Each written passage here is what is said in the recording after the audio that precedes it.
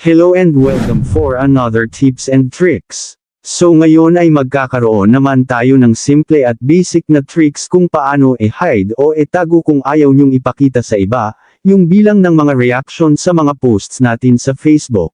Maaring yung iba ay alam na ang tricks na ito, pero para po sa mga hindi pa nakakaalam, kung interesado ka sa tricks natin ngayon ay keep on watching and let's proceed.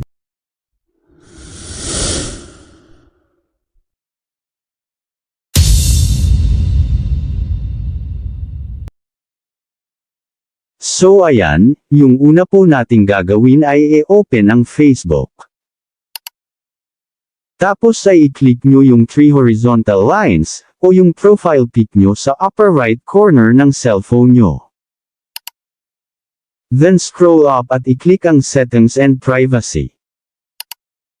Tapos ay i-click ang settings.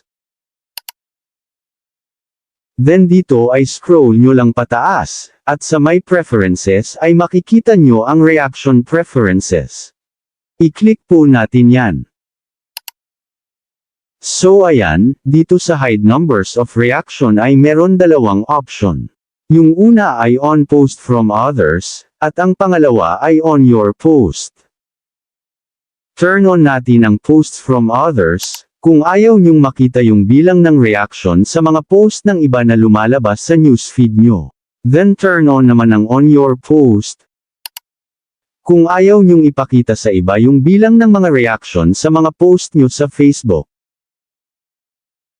So ayan, sana po ay nagustuhan nyo ang video natin ngayon, at maraming salamat po sa mga nag-subscribe, at kung bago ka palang napadaan sa channel na ito, at gusto mo ng mga ganitong video, ay huwag po sana kalimutang mag-like, subscribe, at pindutin ang notification bell button, upang updated po kayo once na mag-upload ako ng bagong video.